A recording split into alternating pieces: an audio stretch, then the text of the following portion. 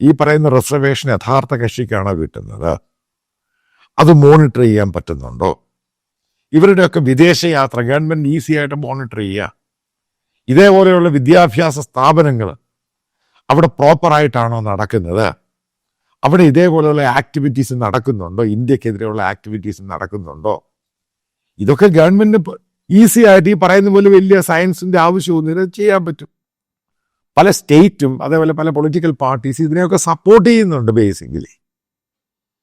അതുകൊണ്ടാണ് ഈ ബ്ലാസ്റ്റ് ഒക്കെ കഴിഞ്ഞിട്ടും വളരെ ആൾക്കാർ സൈലന്റ് ആയി പോകുന്നത്. ആൾക്കാർ ഇന്നസെന്റ്ലി നിരപരാധികൾ കൊല്ലപ്പെട്ടു.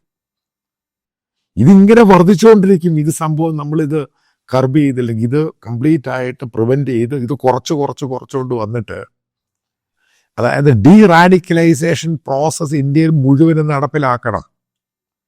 കേരളത്തിൽ അത് നടപ്പിലാക്കിയപ്പോൾ നിങ്ങൾക്കുണ്ടായ പ്രശ്നം നിങ്ങൾക്ക് ആ പത്രങ്ങളിൽ പറയുന്നു, ഈ പത്രങ്ങൾ ഇത് പറയുന്നു, അവരിത് പറയുന്നു. കേരളത്തെ യൂസ്ലെസ് ആയിട്ടുള്ള ബുദ്ധിജീവികൾ, നിങ്ങൾക്ക് ഓർമ്മയുണ്ടായിരിക്കും, പല ഈ പറയുന്ന ഹമാസുമായി ബന്ധപ്പെട്ട് കരഞ്ഞ കുറച്ച് ചേച്ചിമാരുണ്ട്, വൃത്തികെട്ടവളമാർ.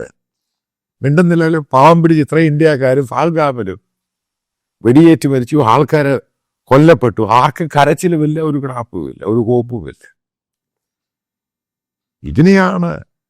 ഇതാണ് വിരോധം. ഇതാണ് ഏറ്റവുമായിട്ട് നമ്മൾ എതിർക്കേണ്ട കാര്യം.